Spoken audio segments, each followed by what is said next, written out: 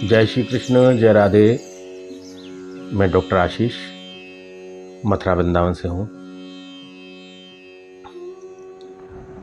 श्रीमद् भगवत गीता जी में एक अति महत्वपूर्ण टॉपिक है जो अध्यात्म का शीर्ष स्थान रखता है।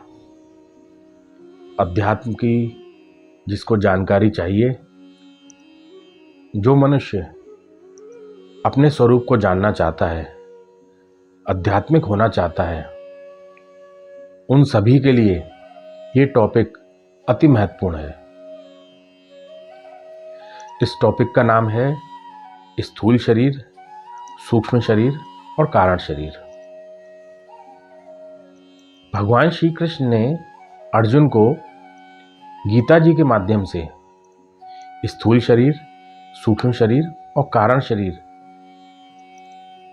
इन तीनों शरीरों के बारे में जो प्रत्येक मनुष्य के होते हैं का ज्ञान कराया।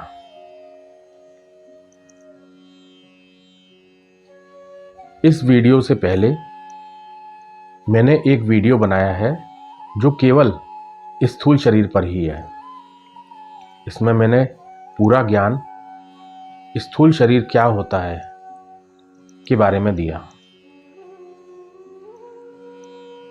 आज मैं आपको सूक्ष्म शरीर क्या होता है इसको बताने का प्रयास कर रहा हूं। ये वीडियो केवल बड़ों तक ही सीमित नहीं है, अपितु इस वीडियो को बच्चों को भी दिखाएं।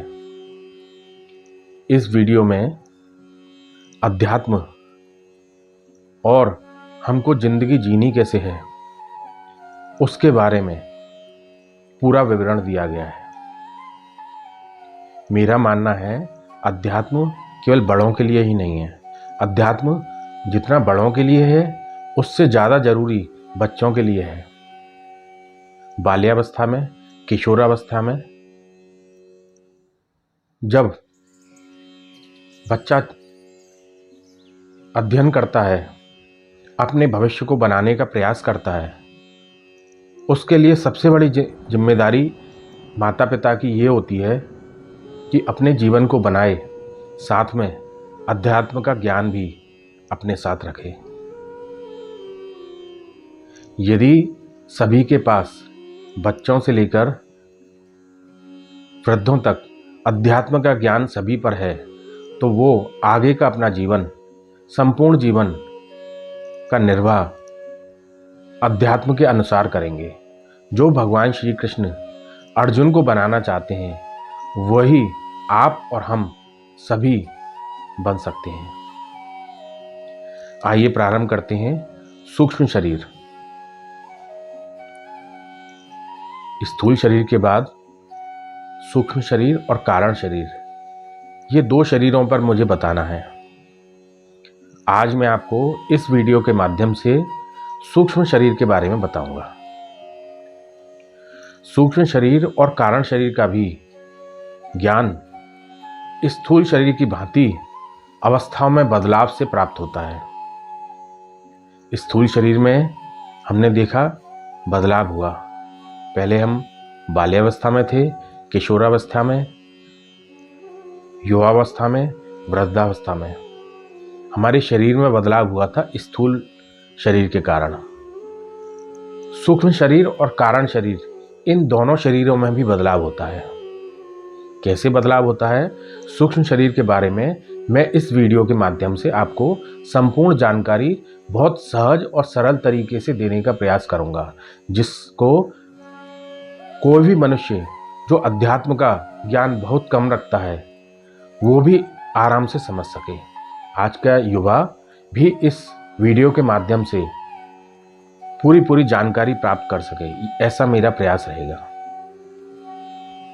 स्थूल शरीर को जागृत, सूक्ष्म को स्वप्न और कारण शरीर को सुषुप्ति अवस्था मानी जाती है।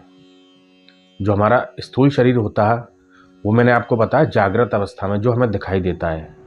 सूक्ष्म शरीर कौन सा होता है? जो हमें स्वप्न में दिखाई देता है, स्वप्न अवस्था बोलते हैं उसको। कारण शरीर हमारा सुषुप्ति अवस्था होती है।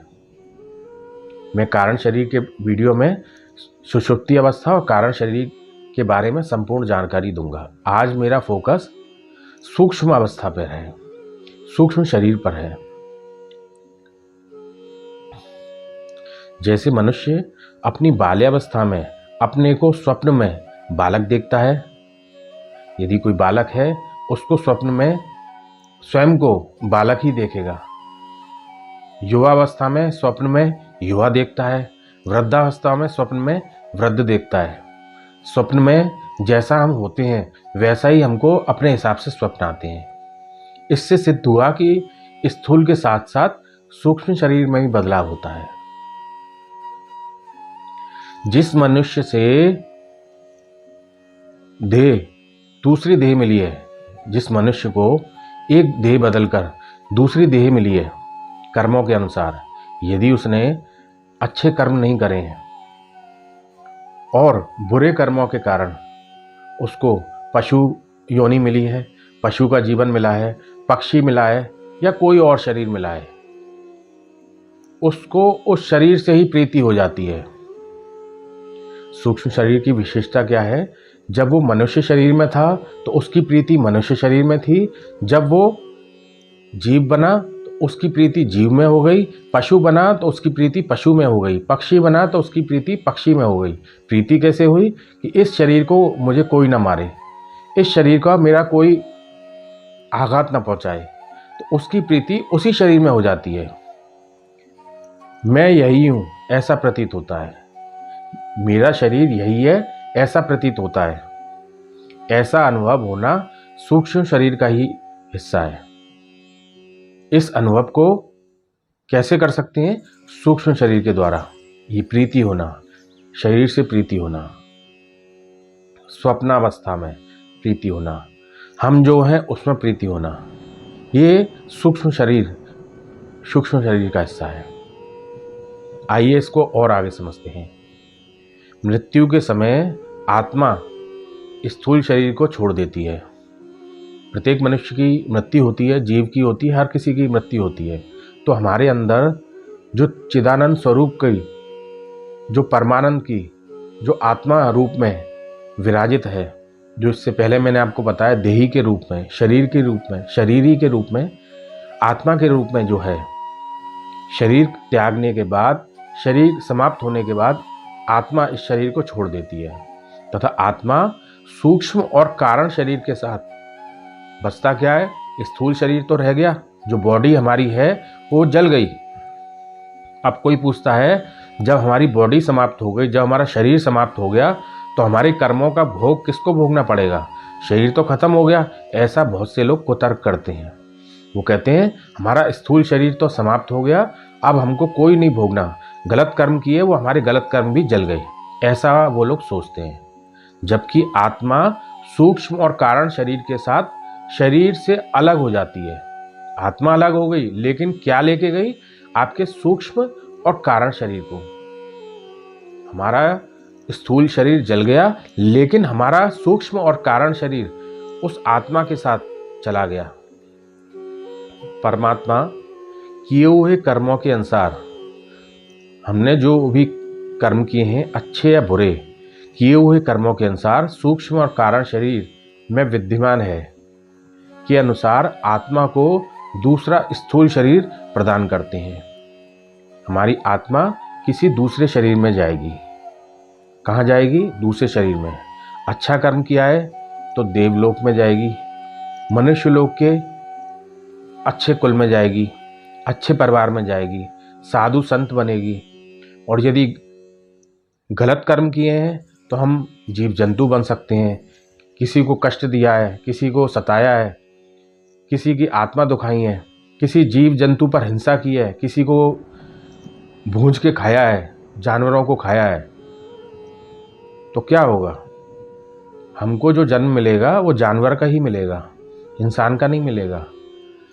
और जो हमारी आत्मा होगी सूक्ष्म और कारण शरीर के साथ उस जानवर में प्रविष्ट होगी, या जो भी हमारे कर्मों के अनुसार हमें शरीर मिलेगा उस शरीर में हमारी आत्मा सूक्ष्म और शरीर के साथ प्रविष्ट हो जाएगी।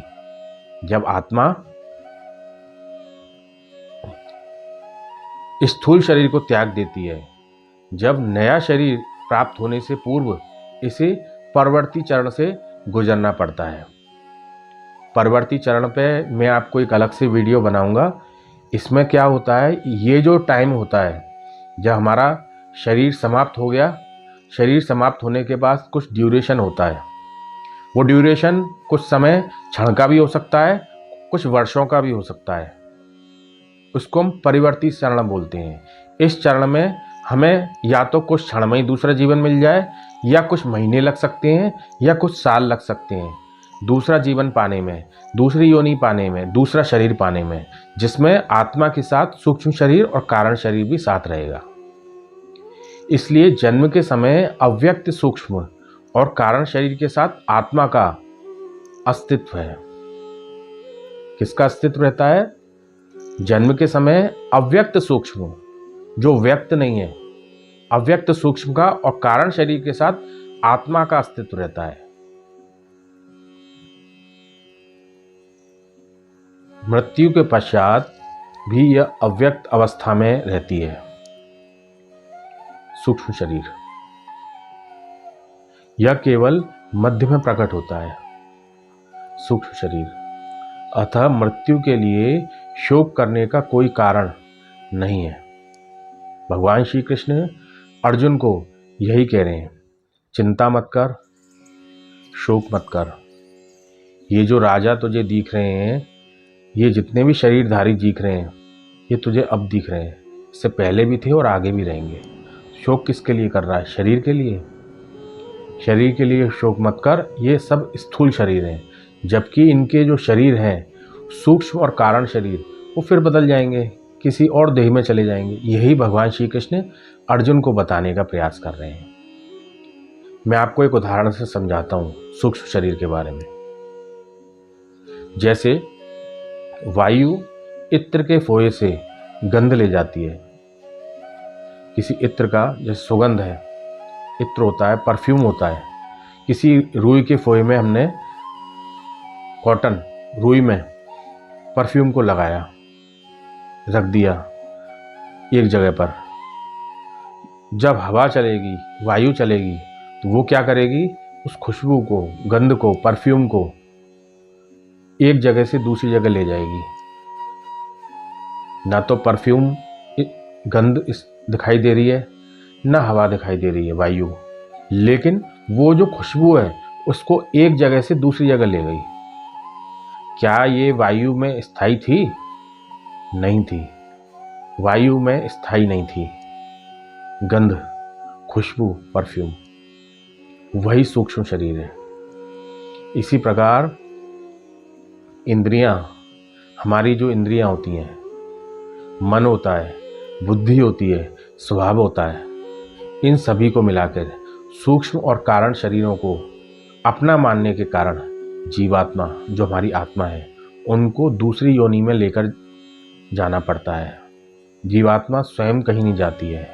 जीवात्मा हमारे सूक्ष्म और कारण शरीर जो लिप्त हो गया था इंद्रियों में, मन में, बुद्धि में, स्वभाव में, जो हमारे कर्म हो गए थे, उस जीवात्मा को इन शरीरों की वजह से, सूक्ष्म और कारण की वजह, शरीर की वजह से दूसरी योनि में जाना पड़ता है, दूसरी देह में जाना पड़ता है। जो सबसे बड़ा रोल किसका हुआ? आत्मा का नहीं है।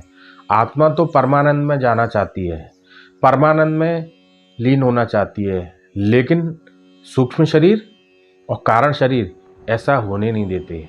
हम इंद्रियों में लिप्त हैं, मन और बुद्धि और स्वभाव से कर्म किए जा रहे हैं, उल्टे सीधे, अच्छे भी हो सकते हैं, बुरे भी हो सकते हैं। इस वजह से हमको दूसरी योनि प्राप्त हो रही है। मन, इंद्रिय, शरीर में मेरेपन, मैं और मेरेपन की मान्यता होने के कारण आत्मा अर्थात जीवात्मा इनको ले जाती है एक शरीर से दूसरे शरीर में। आत्मा स्वयं नहीं जाती है, आत्मा इनकी वजह से दूसरे शरीर में जाती है, सूक्ष्म शरीर और कारण शरीर की वजह से। स्थूल शरीर वहीं समाप्त हो गया, लेकिन उसने जो अच्छे बुरे कर्म किए हैं, जिस वजह से उसको दूसरी योनियों में अपने किए हुए कर्तव्यों का जो भोगना है, उनको भोगने के लिए आत्मा को भी साथ में जाना पड़ता है, सूक्ष्म और स्थूल शरीर को लेकर। हम संसार के व्यक्ति, वस्तु, स्थान, पदार्थ को अपना मानकर मालिक बने बैठे हैं। ये चीज़ मेरी है, मैं इसका मालिक हूँ। पर वास्तव में हमको दो शक्तियाँ प्राप्त हैं। हमको ईश्वर से क्या प्राप्त है? दो शक्तियाँ। एक तो प्राण शक्ति और इच्छा शक्ति। प्राण शक्ति का क्या काम होता है? प्राण शक्ति से श्वासों का आवागमन होता है, श्वास का आना और श्वास का जाना, ये प्राण शक्ति से होता है।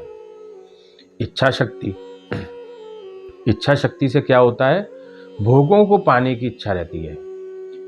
इच्छा शक्ति से हम भोग भोगने की इच्छा रखते हैं, ऐसा हमको भोग मिल जाए।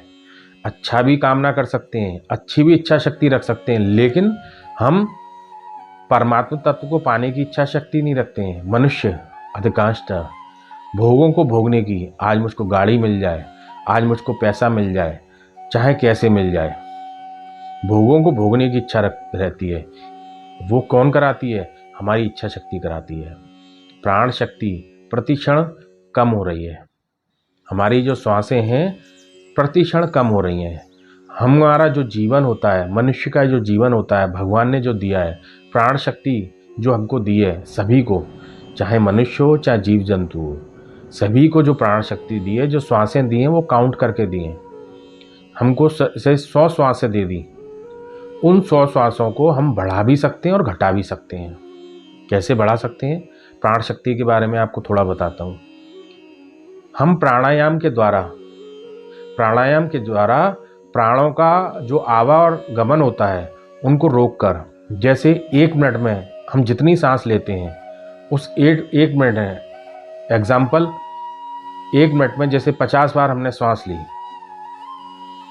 वही 1 मिनट में हमने उस सांसों को रोक कर समय हमने कम कर दिया, यानी कि 20 सांस कर दी, 20 बार श्वास लेना चालू कर दिया। उससे क्या हुआ? जो हमारा ड्यूरेशन है लाइफ का, वो बढ़ जाएगा। वही 1 मिनट में 50 श्वास लेनी है, हम 100 बार श्वास लेते हैं, तो हमारा ड्यूरेशन कम हो जाएगा। हम जितनी जल्दी, जो हमको काउंट मिला है, जो श्वासों का जो लिमिटेड श्वासें मिली हैं, या तो हम उसको जल्दी ख़त्म कर दें, या हमको उनको रोक कर उसको हम अपने जीवन को बढ़ा सकते हैं। उसको ही प्राण शक्ति बोलते हैं। प्राण शक्ति को हम कम भी कर सकते हैं, प्राण शक्ति को हम घटा भी सकते हैं। भगवान ने हमको, मनुष्य को विवेक दिया है, बुद्धि और विवेक दिया है, जिसके द्वारा हम अपना अच्छा भी कर सकते हैं और बुरा भी कर सकते हैं। भगवान ने ये निर्णय हम सभी के ऊपर छोड़ रखा है। हम अपनी आयु, किसी की 60 साल है और 60 साल के अनुसार उसको सांसें मिली हैं। प्राणायाम के द्वारा, योग के द्वारा, आत्मचिंतन के द्वारा वो योग प्राणायाम करता है और अपनी श्वासों को रोकता है। 1 मिनट में जितनी सांस लेनी है, वो कम सांसें लेता है, लंबी लंबी सांसें लेता है, दीर्घ श्वास लेता है, और जितनी श्वास लेनी है उससे आधी श्वास लेता है। ऐसा वो निरंतर वर्षों तक करता है, तो अपनी जो आयु उसकी है, वो 60 को 70 या 80 तक भी ले जा सकता है। यही प्राणवायु का खेल है, यही हम सबको समझना है। यही प्राणवायु भगवान ने हम सभी को उपहार के रूप में दी है। चाहे तो विवेक से हम अच्छे कर्म कर लें, अच्छी योनि में चले जाएं, या हम अपनी बुद्धि और विवेक का इस्तेमाल न करके इंद्रियों और मन के चक्कर में फंस जाएं, अपने बुरे कर्म कर लें और दूसरी योनि में चले जाएं। वापस अपने टॉपिक पर आता हूं। अभी मैं आपको बता रहा हूं प्राण वायु, प्राण शक्ति और इच्छा शक्ति। प्राण शक्ति धीरे धीरे समाप्त हो रही है। इच्छा शक्ति से हम भोग पाने की लालसा रखते हैं। इच्छा शक्ति हमको मिली, आज मैं ये खा लूँ, आज मैं ये घूम लूँ, उसके पास गाड़ी है, मेरे पास गाड़ी नहीं है, मेरे पास स्कूटर है, उसके पास कार है, मेरे पास कार नहीं है। यदि मनुष्य को जितने उसके कर्तव्य करके जितना धन उसको मिला है, लेकिन दूसरे के धन को देखकर वो ईर्ष्या करता है, द्वेष करता है और अनैतिक तरीके से धन कमाने की चेष्टा करता है, गलत कर्म करेगा, फिर क्या होगा? भोगने की लालसा बढ़ती जाएगी। एक बार गलत मार्ग पे उतरेगा, वो बार बार गलत करता रहेगा। भोग भोगने से क्या होगा? मनुष्य जीवन मुक्त हो पाएगा? नहीं। इच्छा शक्ति बने रहने पर दूसरा जन्म लेना पड़ता है। हमारी इच्छा शक्ति बनी हुई है तो हमको निश्चित ही दूसरा जन्म लेना पड़ेगा।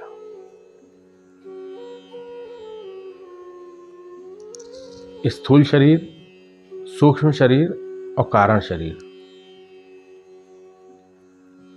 ये जो हमारे तीनों शरीर होते हैं, इन तीनों शरीरों को मैं आपको कुछ उदाहरण के साथ प्रयास करता हूं, जिससे आप उन उदाहरण से और बेहतर समझ पाएं।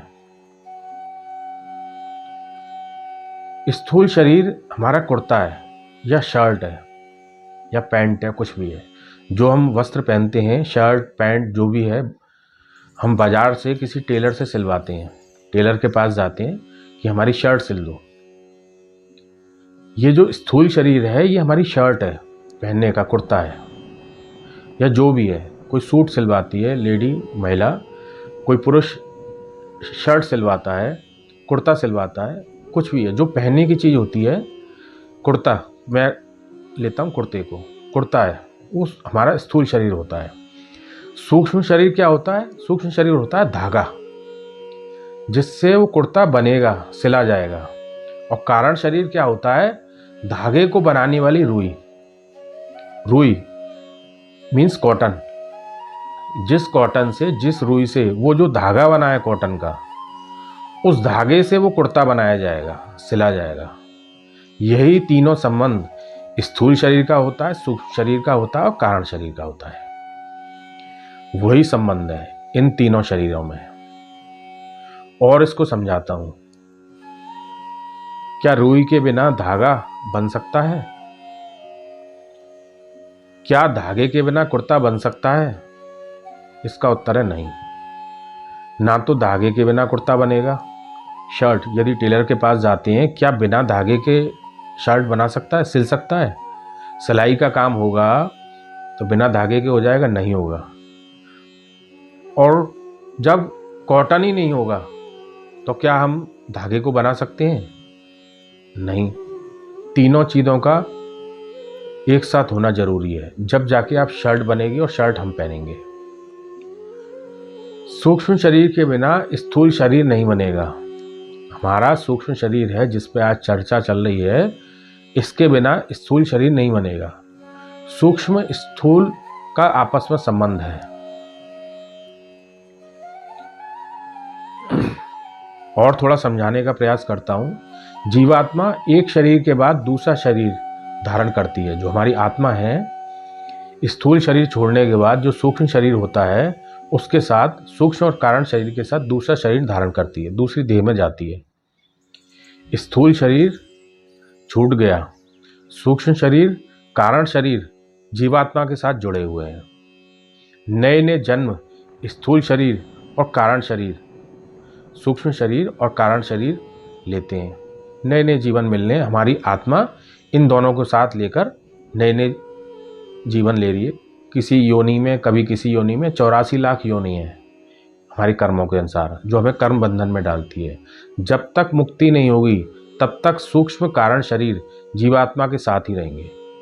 इसमें सबसे बड़ा जो कार्य है मुक्ति का, फ्रीनेस का, मीन्स फ्री करना है। आत्मा को सूक्ष्म और कारण शरीर इनको अलग करना है आत्मा से। आत्मा को उसके घर में भेजना है, परमात्मा से मिलाने। वो कभी संभव है जब सूक्ष्म शरीर और कारण शरीर इनको मुक्ति मिल पाएगी। यदि मुक्ति नहीं मिलती है तो जीवात्मा सूक्ष्म और कारण शरीर को लेकर घूमती रहेगी। जब मुक्ति हो जाएगी तब तीनों शरीर छूट जाएंगे। स्थूल शरीर भी छूट गया, सूक्ष्म शरीर भी छूट गया और कारण शरीर भी छूट गया। परमात्मा तत्व में जब हमारी आत्मा लीन हो जाएगी तब तीनों शरीर छूट जाएंगे, तीनों शरीर को मुक्त हो जाएंगे। तब आवागमन का चक्कर हमारा बंद हो जाएगा। यही हमारा उद्देश्य बताने का। इसको और मैं आपको एक्सप्लेन करता हूं और समझाता हूं। टेलर का ही एग्जांपल लेता हूं।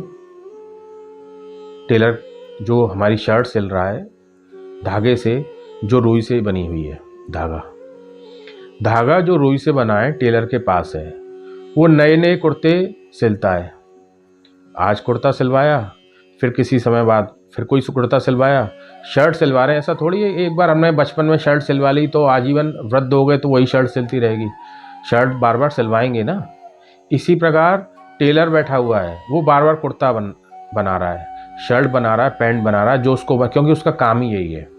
उसके हाथ में धागा भी है और रुई उसके पास पर्याप्त है, जिससे धागा उस बन के उसके पास आ गया है। वो जितनी चाहे उतनी शर्ट बना के देगा। अब होगा क्या, मुक्ति कैसे मिलेगी? यहाँ मुक्ति का मैं संबंध जोड़ता हूँ।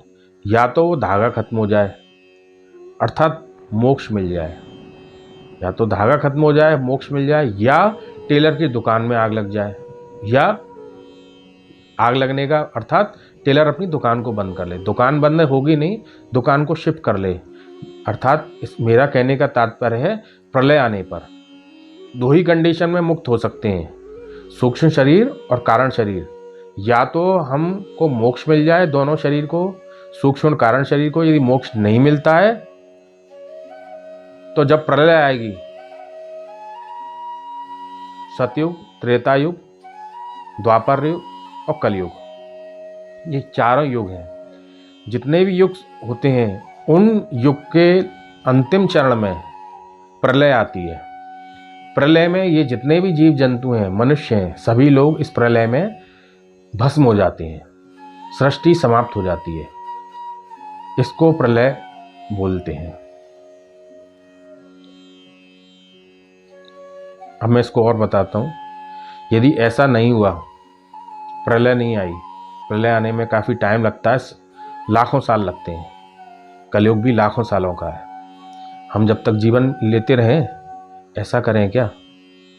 या तो मुक्त हो जाए, जीवन मुक्त हो जाए, नहीं तो क्या होगा, टेलर नए नए कुर्ते शर्ट सिलता रहेगा। हम फिर बनते रहेंगे, आज ये शर्ट पहनी है फिर वो शर्ट पहनेंगे, आज ये शरीर लिया है कल वो शरीर लेंगे, ऐसे घूमते रहेंगे। हाँ, इसमें एक बात और है, टेलर ने नई दुकान बना ली, नई दुकान बना ली धागा लाकर, यानी प्रलय के बाद का समय मैं बताने की कोशिश कर रहा हूँ। प्रलय आई, कलयुग समाप्त होगा, फिर सतयुग लगेगा। सतयुग के बाद त्रेता युग लगता है। जो बीच का जो ड्यूरेशन होता है प्रलय का, उस प्रलय के बाद उसको ही मैं टेलर की दुकान बोल रहा हूँ। धागा लाकर फिर कुर्ते सिलेगा।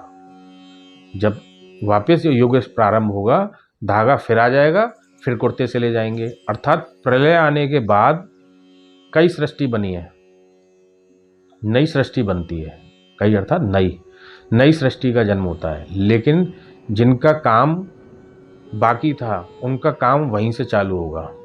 ऐसा नहीं है हमने सोचा कि प्रलय आएगी, हमने हजारों साल से हम गलत काम कर रहे हैं, लेखा जोखा बहुत लोगों के साथ लेना देना बाकी है।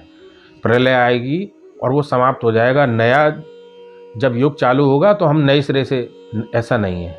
हमारा काम वहीं से प्रारंभ होगा, हमारा लेखा जोखा वहीं से प्रारंभ होगा, जिनसे लिया है दिया है, चाहे प्रलय आ जाए।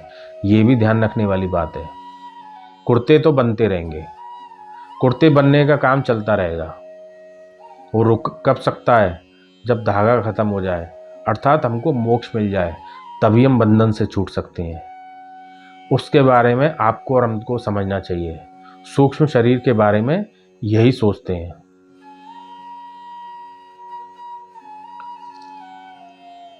आप सबको एक उदाहरण और देता हूं आज के परिप्रेक्ष्य में, जो सभी को, छोटों बच्चों को, बड़ों को, सभी को और समझ में आ जाएगा बेहतरी से। स्थूल शरीर, सूक्ष्म शरीर और कारण शरीर के बारे में।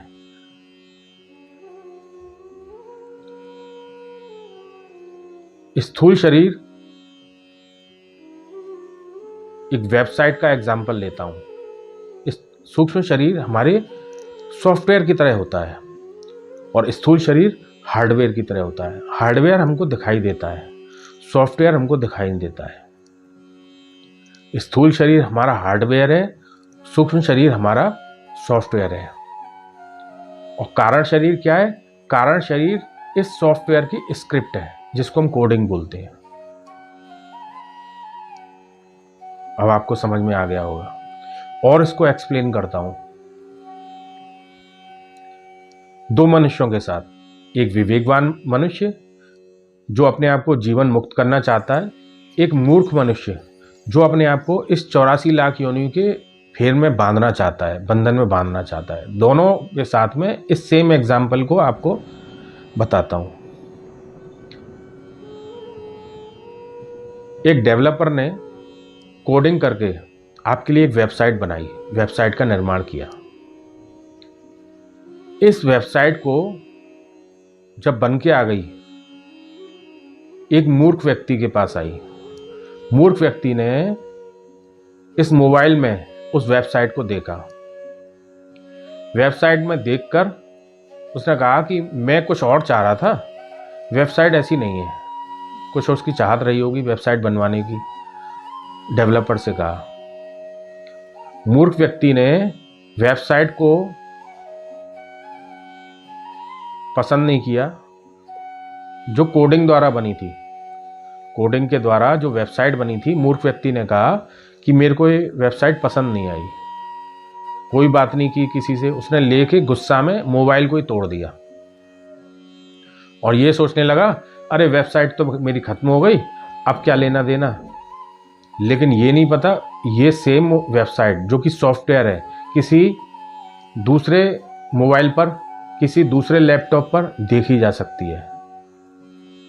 यानी कि आप हार्डवेयर तो समाप्त कर सकते हो, लेकिन सॉफ्टवेयर और उसकी कोडिंग को कैसे समाप्त करोगे।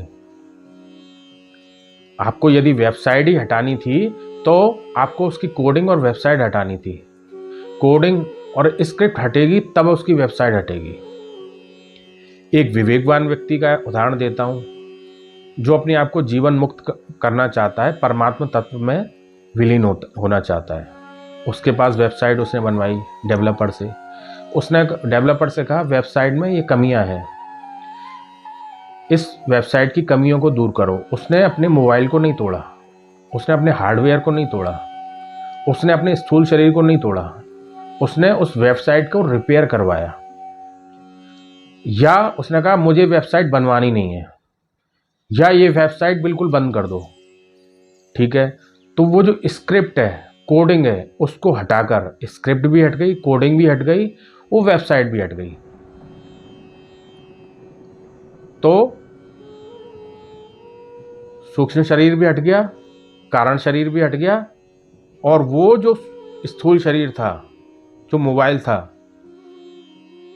वो अपने विवेक के द्वारा परमानंद में यदि लगाता है अपने स्थूल शरीर को, तो वो जीवन मुक्त हो जाएगा।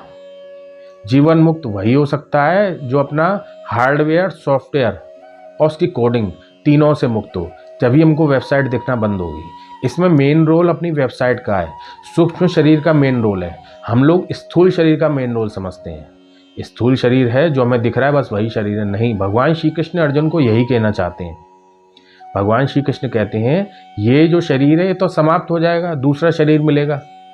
दूसरा शरीर मिलेगा, वो सूक्ष्म शरीर के साथ कहते हैं, कारण शरीर के साथ कहते हैं। जो हमारा शरीर है, जो मेन शरीर है, वो सूक्ष्म और कारण शरीर है जो हमें दिखाई नहीं देता है, वही मेन शरीर है। स्थूल शरीर से कोई लेना देना नहीं है, इससे हमें कर्म कर सकते हैं। सूक्ष्म शरीर, कारण शरीर, स्थूल शरीर का उपयोग करके हम अच्छे कर्म कर सकते हैं ताकि हम जीवन मुक्त हो सकें। तभी आपको और हमको सभी को शांति मिलेगी। परमानंद में हम तभी विलीन हो सकते हैं। ऐसे ही आज मैंने आपको सूक्ष्म शरीर के बारे में बताया। स्थूल शरीर और सूक्ष्म शरीर, इन दोनों के ऊपर मैं वीडियो बना चुका हूं। इससे अगला जो मेरा वीडियो होगा वो कारण शरीर पर होगा। अगला वीडियो आप लोग सभी जरूर देखिए, वो मेरा कारण शरीर पर होगा। तीनों शरीर की मुक्ति होने पर ही हम जीवन मुक्त होने का अनुभव कर सकते हैं। स्थूल शरीर, सूक्ष्म शरीर और कारण शरीर। आपको वीडियो कैसा लगा, आप अपनी प्रतिक्रिया कमेंट के माध्यम से जरूर दीजिए। जय श्री कृष्ण।